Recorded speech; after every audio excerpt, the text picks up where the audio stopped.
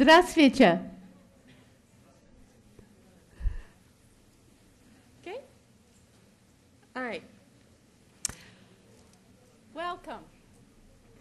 So nice to see all your faces now from the first day. Good. I know. They know what I'm saying. Okay. I have the great honor to introduce Miss Nina Muffley. I met her on May 18th. She came to speak with the Economic Development Department, and I was so impressed that I asked her, I said, we really need you to come and speak to our students during orientation. So I've been working on it with Nina this long. Nina is a communications specialist who is focused on moving companies and organizations into the digital space to connect and engage with their consumers.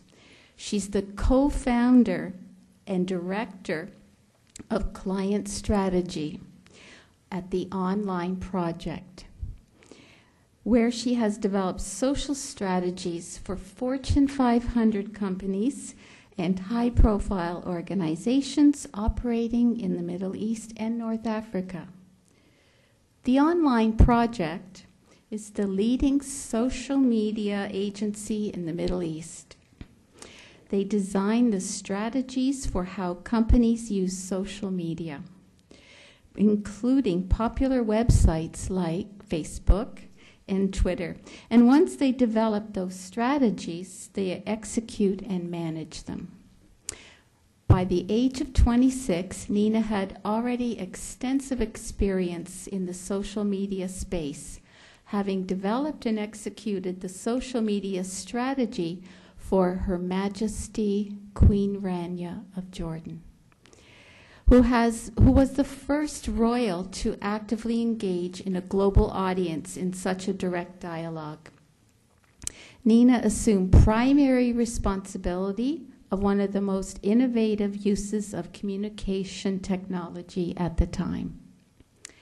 With a passion for teaching the nuances and benefits of social media, Nina is actively involved in the mentorship network of Oasis 500, the Middle East's premier seed investment program, where she assists startups and entrepreneurs in tapping into the potential of social media utilization for their businesses. Nina earned her degree from the University of California, Riverside, where she studied political science and Italian studies. I think you will see within the next hour why I was so excited about having her here today. Her passion for social media and its uses are very evident. I want you to give her your total attention. And for social media, turn off your phones, right? Anyway, here is Miss Nina Muffley. Thank you. Okay.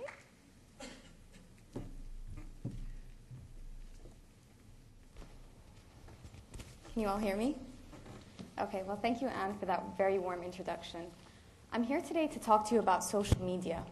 And why social media? Because when we look at the numbers, we can see that across the world, everybody is getting onto these digital platforms.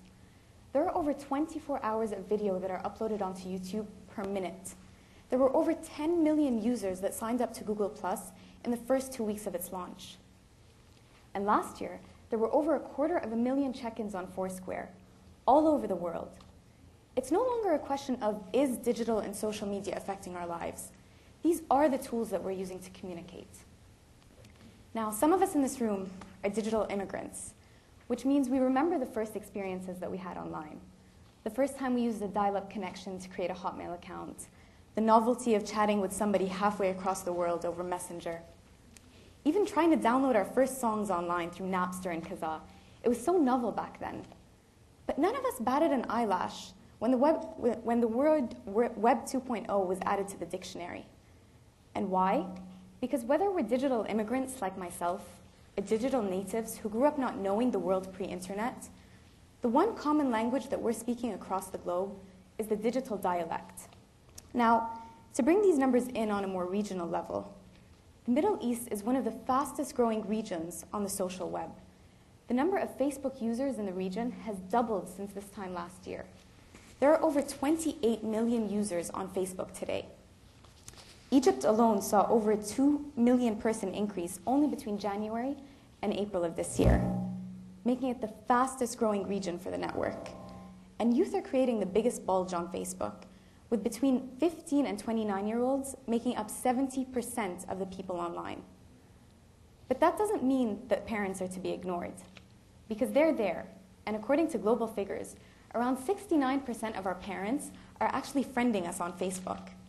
And for most of us, what does that mean?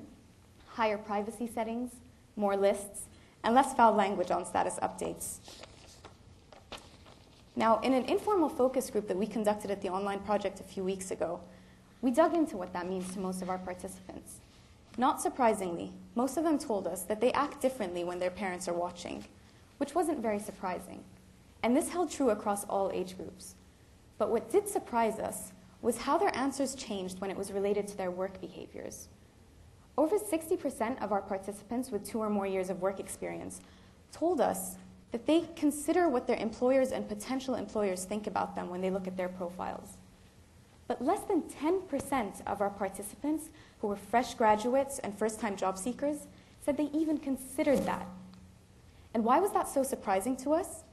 Because in a world where we're so used to Googling information that we don't know, why is it that we don't assume that people are going to Google us to learn a little bit more about our backgrounds, to decide if we're actually fit for their organizations or not? Across the world, people are getting more comfortable sharing more and more information, very deep and personal information. Follow me on Twitter. You're going to know exactly what I'm reading, where I'm traveling, who I'm meeting with. Friend me on Facebook. You'll see what I wore to my sister's wedding, who I danced with at the reception, and even what my plans are for the rest of the week. Friend me on Foursquare. You'll know what time I had breakfast this morning, where I ate, even how many art galleries I've been to in the past. Connect with me on LinkedIn. You're going to see where I've worked, who I've worked with, and even what they thought about my performance there. Connect with me in all these spaces today, and you're going to get a very deep insight into my personality and what I stand for. Connect with me in all these spaces 10 years from now, and you'll still get that insight into what I stand for in 2011. Even though most of the content by then will be out of context and irrelevant, it will still be there. Because that's the thing about the web. Digital ink is permanent, no matter who is looking or when. And perhaps we sometimes assume that what we say in the privacy of our own profiles will stay there, or that a tweet said 6 months ago will be buried so deep within our timelines, making its content irrelevant, or that we can delete something and erase its damage. But how do you delete part of your history? And I'm not trying to be romantic or facetious when I refer to what's articulated online as part of your history. I'm trying to be historical. Last year, the US Library of Congress announced that it plans to archive every single tweet that has been and that ever will be published. Twitter processes over 350 million tweets a day, by the way. And they're not just collecting tweets over there. The library has harvested over 167 terabytes of web information. And they're doing this because the data is out there and there's so much use for it. Here at KAUST, your peers and colleagues are looking for their own ways to dissect a world so full of research potential, to come up with findings that can and will change the trajectory of our futures.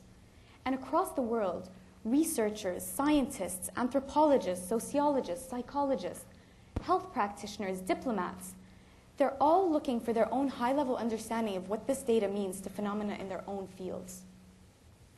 And while they look at this on a much more macro level, I'd like for us to take a look at this on a micro level. While they dissect what our collective posts and pokes mean to the world, I'd like for us to take a few minutes to think about what that means to us individually, what it means to our personal brands, what it means to the cultures that we live in, and most importantly, what it means to our future career potentials. In the past few years, I've been very lucky to work with some very established brands. They've entrusted my team and myself to manage their digital reputations. And through these experiences, there are 5 main takeaways that I feel we've learned that can translate into how we personally reflect ourselves online. And I think these lessons are very important for each one of us to internalize, especially as you go forward with very new experiences in KAUST. The first one is a takeaway from our design team. And while it might seem like the most superficial, it's also one of the most important. And that is, how you look matters. When it comes to marketing campaigns, global brands have very strict guidelines about how they advertise themselves, what fonts to use in their campaigns, where and how to place their logo, and even what elements they like to associate themselves with. A brand that stands for family values doesn't want its main spokesperson to be seen in pictures with swooning ladies all over his arms. And what does that mean to us personally? It means that we have to understand and appreciate that each one of us is a visual representation of something.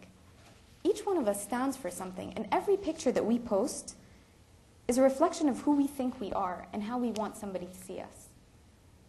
Is a picture of you on a family vacation appropriate for LinkedIn? It's not a question of, is that image good or bad? It's just a question of, is this how you want to be seen within this space? Is this how you would want yourself represented in the offline world? And if the answer is no, then that means you're not designing for your brand. But if you want to switch that answer to yes, then my advice is take a minute to define exactly how you want to be seen.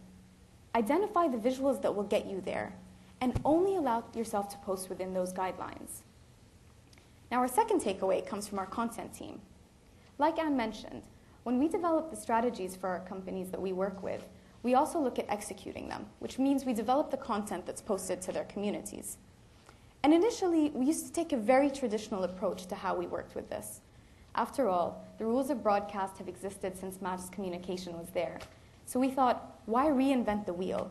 Why are we going to change the way that broadcast messages are created and curated and then posted to communities? But then, we realized that the way these communities were being consumed, the way this content was being consumed within these communities, is very different than broadcast in their traditional counterparts. And with that realization came research. Global findings showed us what now seems to be instinctive knowledge about users on social media. They're fast, and they're connected, and they're living in a loud and noisy world that's bombarding them with 140-character sound bites at every turn to try to capture a fraction of their attention for a fraction of their time. And what did this mean to our content team? It meant that they had to cater their messages to how they were being consumed, which means they couldn't depend on an audience to look at the context of what was coming at them, to understand why or how something was being said. They could only see what was being written right before them. And if we're lucky enough, we can get their attention with that little bit of information and get them to dig a little deeper into what the channel's been saying. And how does this reflect into our personal lives? It's the exact same way that our content is being consumed personally. We can't assume that the readers out there, that are friends on our profiles and on the different networks that we join, are actually going to give us the benefit of the doubt of putting our information in context. They just read what is actually there. Which means that we have to owe it to ourselves to think of what we're posting from somebody else's point of view, and not just our own. And this starts by defining your audience. Who are you connecting with? What are they expecting to hear from you? And most importantly, if that audience were to only ever read one post that you wrote, would that be enough to reflect how you think or what you think and what you stand for? Keep in mind, you don't get to dictate which post they read. In this mental hypothetical, your audience goes through any one of your published posts and decides to pass judgment just on one statement. And that's human nature. We like to attach labels to things and use mental shortcuts to define the people around us. So, as you post and publish, think of what labels you're attaching, or rather, you're asking others to attach to you. And remember, your audience today and your audience 10 years from now are not necessarily the same audience. Think of who you want to be attracting to your networks down the line. What is it that you want them to see when they go back through your archive of posts and thoughts so eloquently posted on your timeline? Now, this combination of design and content brings me to our third takeaway, technology and its implications. We have a fantastic development team at the Online Project, A year ago, they were developing some of the most innovative applications that we were able to use for our marketing campaigns. And today, they're innovating even further by developing software that allows us to track and measure the impact of what we're publishing. It might sound simple, but it's not. Because how do you track and trace something that's taken off of a traceable platform? How do you look at the life cycle of a tweet once it's captured by a screenshot and then shared by email? We don't know the answers to these questions yet. But what we do know is that it happens a lot. We've seen organizations post things to their profiles accidentally, and by the time they discover and delete these posts, the damage has already been done. Because when you post something online, even for just a second, it's there for a lifetime. And these are lessons that we each have to learn. Putting aside the Library of Congress and their terabytes of information, think of what happens with a simple screen capture. Anybody on your profiles can use a command and control key to take an image of what you're saying online and send it beyond the networks that you're familiar with, making your context irrelevant and your audience infinite.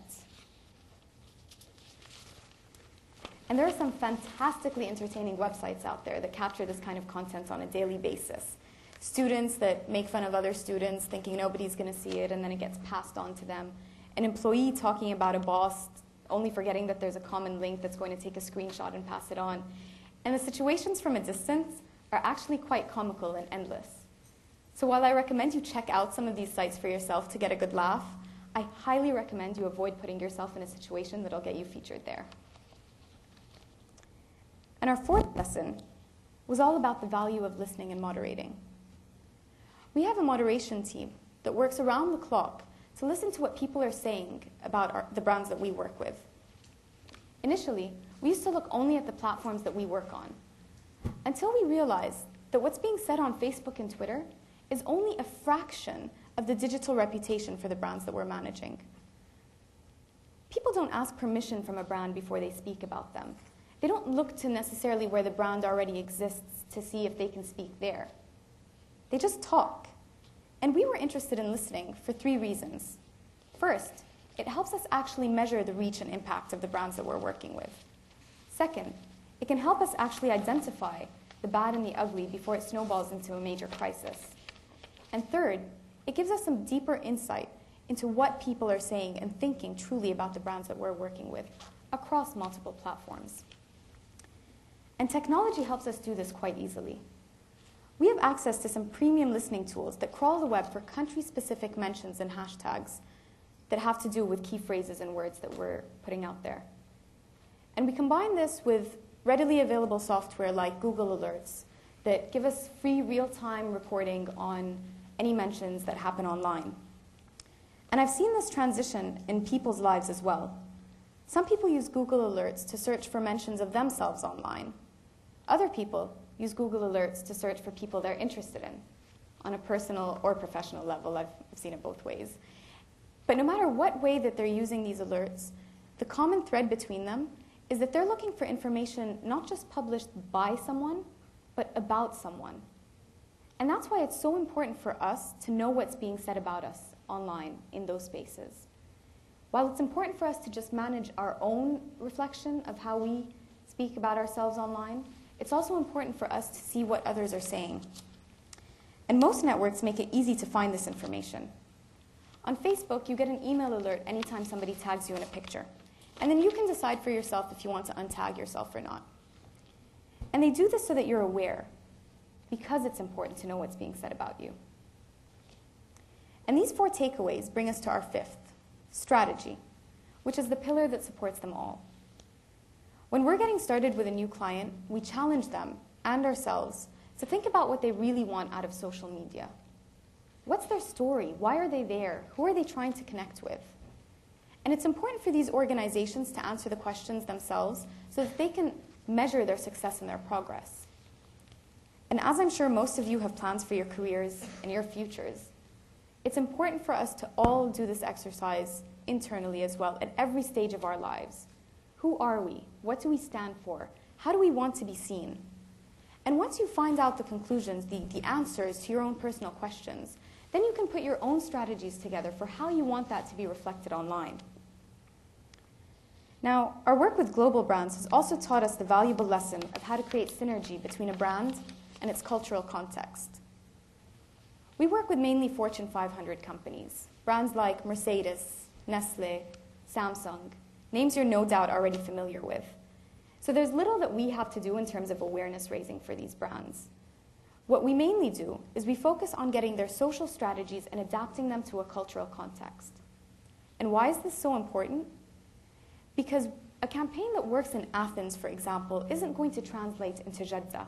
And we need to be able to let those brands understand the context of what they're living in, the worlds that they have come to. In the same way that as people, we owe it to ourselves to understand the context of the worlds we're now living in. This is a lesson that precedes any work or experience on social media. Whether you're looking into personal branding, marketing, social intelligence in general, situational awareness is one of the main pillars that they always focus on. Because if you can't understand your cultural surroundings, how can you expect the culture to understand and appreciate the messages that you're sending out? And in the past, this was simpler, because broadcasters defined exactly what cultures they wanted to be seen in, what cultures they wanted to be consumed in. But today, your broadcasts are taking you to multiple places at the same time. Looking around this campus, I can see that you come from very different backgrounds. Saudi Arabia is home to some of you. For others, it's China, Brazil, Switzerland. There are over 40 different nationalities represented at this campus. And as students at KAUST, you're now communicating across cultures. And as residents in Saudi Arabia, you're communicating within a culture. And you're not just communicating on your own behalf. You're now as much an extension of this university as the institution is a part of your futures. Unlike the brands that I've worked with that have existed for decades, KAUST has yet to celebrate its 3rd birthday, which means that each one of you has a responsibility to nurture and grow the reputation of this university. Because how it's perceived and labeled in the future is how much your degrees are going to be valued as well. And the cultural context is so important here because the onus is on each of you to internalize your surroundings, to really appreciate that even though this is a forum for open and honest debate and dialogue, what's said from within this campus will have ripple effects far beyond KAUST's university. Your personal branding, combined with how you help develop the KAUST image globally, can enhance your future career potential. Be it through research or development or whatever fields you choose to lead, you can begin establishing the foundations of your personal reputations and your professional reputations through social networks today. The tools are there to let you reach beyond the networks that you've created, to look further into circles that you plan to go to and develop yourself that way. It's what you do with those tools that counts. Thank you.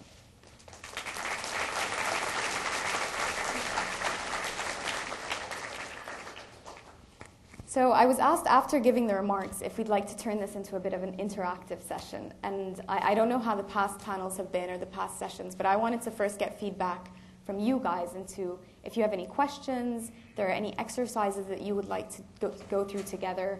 I know social media tends to be something that is very natural to most of you. I'm looking around and seeing a lot of young faces that probably don't even remember what the web was like before Facebook. So if you have any questions, we can start there. I'm going to take a couple of microphones. And oh, okay, perfect. Can I help you?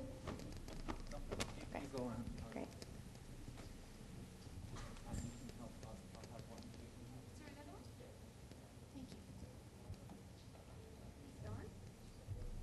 Are you on?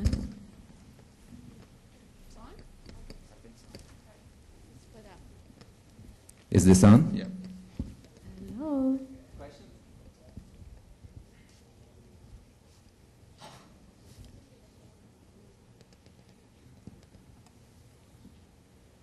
I think we've got a question here.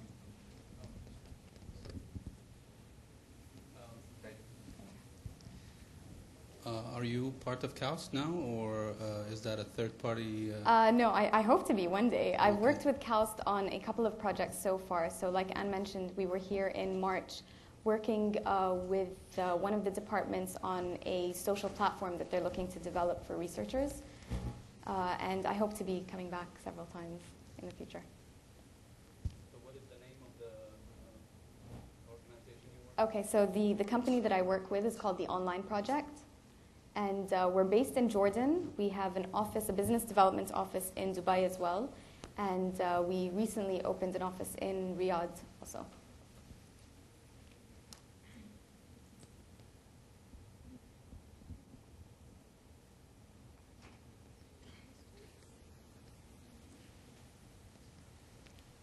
Dr. Faizi, any questions? Maybe. Yeah. Oh, we've got some Okay. over there.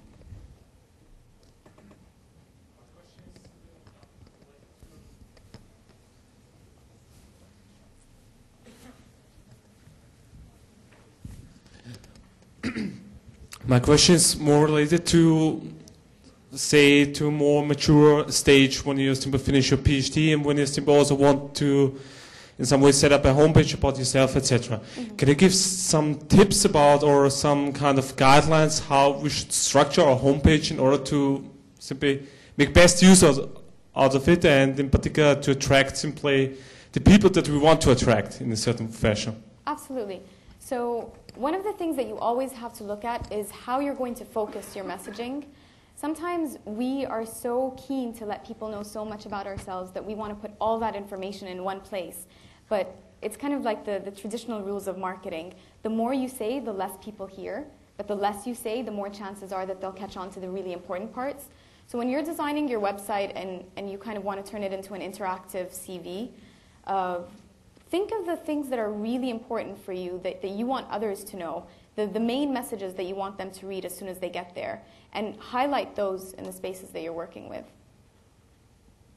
And make sure that your research is there if you're researching, if you have any personal references that you think would add value there. You can also use different interactive ways of doing it. I've seen video used a lot on personal websites these days. I think that makes it a lot more entertaining than just text.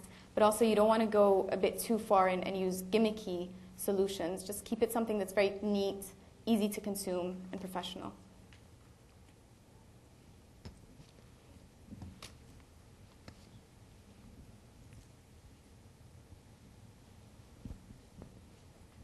You emphasize creating a specific image for yourself, but I have a question regarding things like Facebook. You don't want prospective employers to know that you're addicted to something like Farmville, so you're going to enhance your privacy. But it's something that they're going to notice, that your privacy has been enhanced. And that seems to create a trust issue, in my opinion. Is there a way you could work around that? Don't play Farmville. I'm kidding.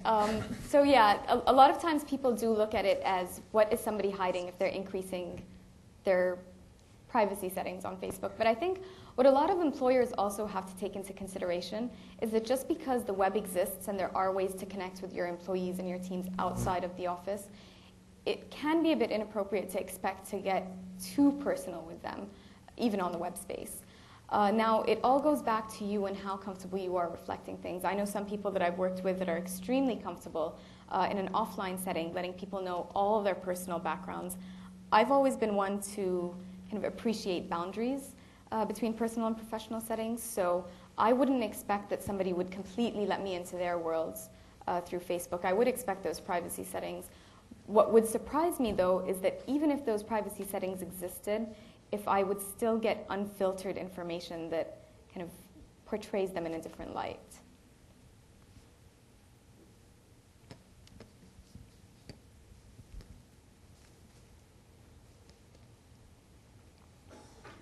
What a lot of people aren't aware of with Facebook, especially, I've noticed, is their privacy settings can get a little bit confusing.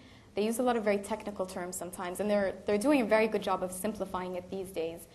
But you can always go into your privacy settings and see how strangers are viewing your profile as well, and how other people that you're connected to view your profile. And I think that's a very healthy exercise, just to think, if this were a first impression that you were giving somebody, is it the right first impression? Go ahead. I had an experience where I wrote on Facebook that I had skipped class, jokingly, and then explained, or so I thought, that my plane had been delayed getting back to school. And it turned out that one of my professors saw it, who I had asked for a letter of recommendation. I then changed my privacy settings, but my question is, do you have any advice on handling humor on the web and in personal media? Humor is one of those very tricky things. If I were to stand up here today and make a joke, my facial expressions, my tonality, the way I deliver it, even my body language, can give you some indication, especially in the right cultural context, can give you an indication that I'm joking right now. But when we're just reading text, it's very hard to put things in that right context as well. And that's why I emphasize so much about having to read things from somebody else's perspective. One of the exercises that our content team does is they'll write the content and then they'll pass it on to somebody who's actually responsible to read it in a very robotic voice. And the idea is that we try to think of how it would sound if somebody was just bored and uninterested, if they're going to be consuming it the same way, and if they're going to find it funny. Emoticons can help sometimes, so the winking faces and the smiley faces to kind of portray the personal body language. But a lot of times we do have to be aware because it's lost in translation as we put things into text. Did you get that letter of recommendation, though? Yeah. Okay. So sometimes the damage isn't so bad. Anybody else have any experiences with social media so far? Can I Yes. say a couple of words here? I would like to describe a situation, an actual thing that happened here a couple of years ago, and see what you would like to comment on it. As you mentioned, KAUST is a very new university, a very unique institution. It's the first co-ed university in Saudi Arabia, and that it is highly international. Other universities in Saudi Arabia don't have this composition, and that being a new and innovative entity in Saudi Arabia, the university obviously is very conscious and concerned about the image that it portrays. Part of that image is what the students of this university portray, because people outside they look at the entire community here and they make their views or judgments about this institution. A couple years ago, when it was our first year here, there was one particular situation or incident where a friend of one of our female students had taken a picture in a very private setting where that particular female student does not show herself in public in that way, and the picture was placed on Facebook. That picture was seen by the relatives of that particular student, and they made all different kinds of judgment about the kind of environment that we have here at KAUST or types of activities that the students do. Would you like to take that and make a few comments? Absolutely. I think we've seen this happen across so many cultures, and it's not the idea of being a closed culture or an open community. Many of you are probably very familiar with the story of Senator Weiner in the US, who recently posted some inappropriate pictures himself, and there was a big backlash there. So it's not just a question of a conservative country versus an open country. We just always have to think about what these images mean to the people that are in them and to the people that are consuming them. And in Jordan, we had a very similar experience at our office as well, where we had taken a video during one of our breaks. It's a very fun and dynamic environment that we work in. And there's a radio station as part of our sister company as well. So there's always music playing, and we're always having a lot of fun together. And somebody recorded a video of one of these breaks and posted it on YouTube. And it got maybe 3 or 4 views, nothing spectacular. But then one of those views was a relative of one of our colleagues who saw it and thought it was also very inappropriate. And we immediately took the video down and decided this is where we have a responsibility to the people that we work with, to the people that we're friends with, to think about, is it not just, am I okay with this video going on, but is the person that I'm with in the video okay with it being consumed also? And I think in KAUST it's very, very sensitive because, like you said, you're a very open institution in what could otherwise be a somewhat kind of sensitive region. So it's important to keep that sensitivity in mind. Thank you. Comments, questions? Did anybody else have an incident like Anna regarding anything that was posted? And as a career counselor, I'm really interested in how people are presenting themselves if future employers are looking at your postings. There's a website, if I'm remembering it correctly, I think it's called facebookfail.com. And it's got brilliant examples of situations like that, where it's somebody talking about skipping class or skipping work and going to the beach, and they forget that the head of human resources is actually their friend on Facebook and decides to deduct a day. Others that have their little sister or brother on their Facebook page, and they say something about lying to their parents, and their younger siblings catch them. So it's actually pretty funny when you go through them from a distance.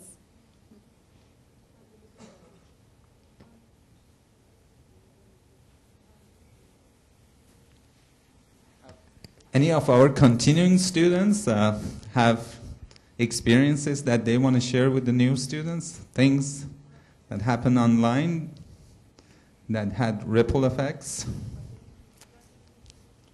I had, again, one other situation that we dealt with last year, and this particular student thought that this was a private video. Mm-hmm. Within hours, all the administrators of the university had already seen it. He had, I shouldn't even mention perhaps this in here to give an idea to other students, but he had climbed a tower that was unfinished here on campus through the construction ladder that was on the side, and he very proudly was showing that video to his friends. And of course that student got in trouble. Would you like to comment on that? Well, yeah, I think pranks always exist in universities and schools, and especially at all ages. It doesn't matter at what age you're looking at. People like to kind of have fun with things that are going on around them. But when you record them, you're sort of implicating yourself, even if you don't understand when you're, not that I'm advocating breaking any laws outside of social media, but if you do record it and put it up there, you're giving people hard evidence that it was you that was involved in that. So it becomes very easy to identify who the student was that climbed the unfinished tower in that case. And the surprise was the next morning. How did you see that? I had put all kinds of filters on that. Yeah.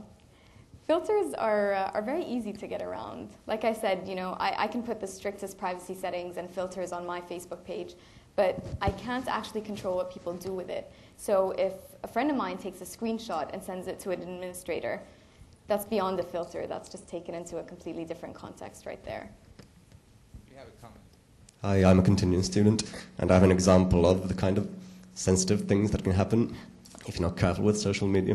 So you'll find during your stay here at Coast that a lot of the events, we do have concerts, we have plays, but you'll often be asked never to take photos or to record them on videos, because if things like this go on Facebook, or especially YouTube, we can have a lot of trouble from people outside the campus who think that this university shouldn't be doing this sort of thing in this sort of country.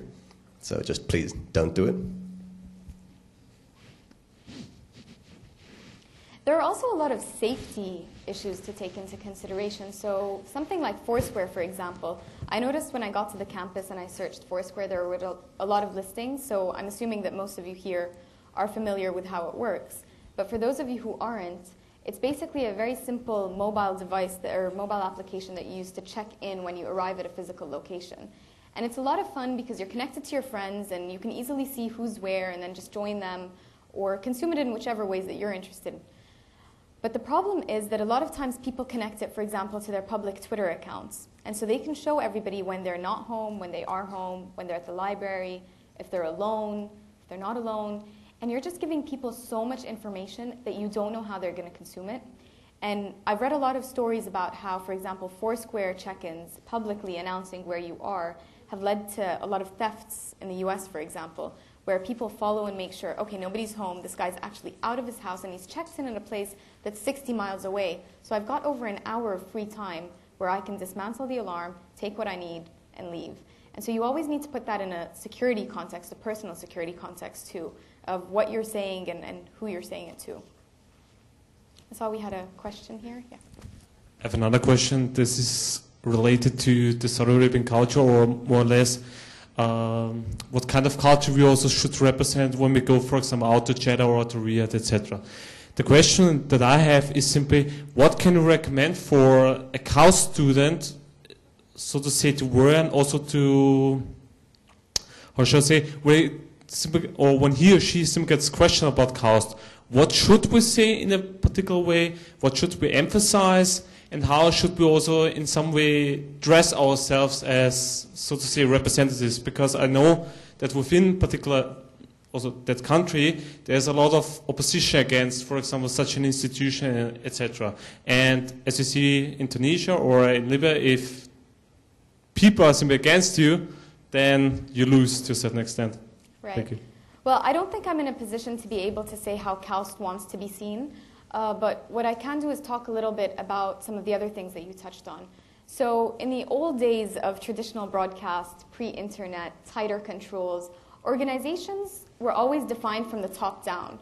So the CEO or the president of an organization, for example, decided, this is our mission, this is our vision, and these are the values that we stand for. And then he would spread all that to everybody that worked in the organization and expect every one of them to follow the organization's code of ethics and guidelines wherever they were. Now today, things have changed a little bit because it's no longer just the people at the top that are defining how things need to be seen. It's every one of us. We are walking touch points for this university. So everywhere you go, one of the first questions that you're going to be asked is, where do you study? In the future, it's going to be, what do you do? Somebody that works at Google, the second they say that, there's a lot of pride associated with it, and there's a lot of the wow factor that happens on the other end. And they continuously enjoy having these conversations because there's so much pride attached to it. And I think with the academic institutions that we're associating ourselves with, there's that same kind of pride factor that needs to be there too. So however you do choose to represent yourself, and however the university decides it wants to be represented, I think one of the important things is to always think with pride when you're talking about the institution that you're representing, and think, am I actually doing the things and saying the things that are going to allow me to be proud of what I'm saying and where I'm studying? Hope that answers your question. It's coming to you. Good afternoon. My name is Suzanne. I just have a small comment to say. Like in our culture, as you can see, we are not that close, but also we have some privacy we respect. So taking photos just like that is not something like we really appreciate. We would like it more to be in, what I can say, like in occasions that really request to have some pictures, but not like, for example, let's say last Saturday when we've been in the gathering, iftar, it was like whenever I turn my face, somebody's taking pictures. I was eating. I'm kind of opening my mouth and enjoying my meal, and it was like, what is this? My mouth is opening in each picture, which is not nice.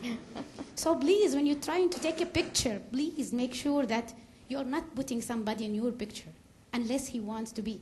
So please, that's the only thing I just want to comment. I am not really kind of close, but I don't want my picture in everybody's memory unless there is a reason. So please, can you respect this note, and when you take a picture next time, just make sure nobody around you is appearing in your picture? Thank you. Absolutely. I think that's very important, actually. I think that's a really, really important point that you mentioned. Again, referring to the past when fewer people had cameras, where you knew who the official photographer was at every event, it was very easy for us as individuals to make the choices of, I do or I don't want to be in this picture. But today, with a blog, anybody is a journalist, and with a camera, anybody is a paparazzi. And we don't want to always be in all those photos. So keep that in mind when you're taking pictures. There are people around you that don't necessarily want to have that digital imprint of their meal as they're taking a bite out of something.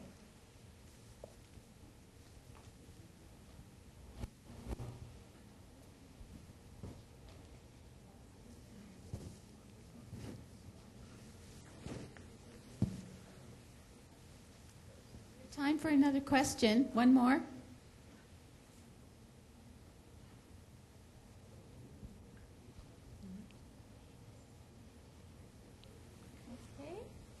since we've got a little bit more time left, I want to go back to what you were asking earlier about the websites and how you could use it to advance as you get further into your professional careers. One of the platforms that is actually very, very helpful and very underutilized for connecting with people is LinkedIn. People are there mainly for professional reasons. So where on Facebook it sometimes feels a little bit intrusive if somebody comes and asks for your friendship or pokes you to ask a career question. If somebody connects with you on LinkedIn, they're usually interested in helping out and connecting you with other people as well and in learning about what it is that you're doing. So if you have the right kind of profile set up, if you've got the right messaging in your profile, you can easily search for people within similar interests, similar fields, and use that to grow your professional network too. Okay. So thank you guys for your time, and good luck at KAUST.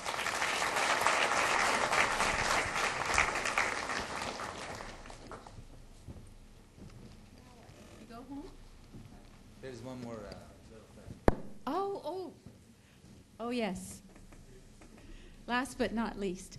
Nina, thank you so much. Everything that you said today was what I had hoped for. Back in May when I saw you and I said, this is for us, everything you touched on today was just such an affirmation of what I had hoped for. And I really want to thank you. You will come back again. I already have dates and times in place. Okay? Thank you. And now, last but not least, our director, Dr. Faizi Godsi. And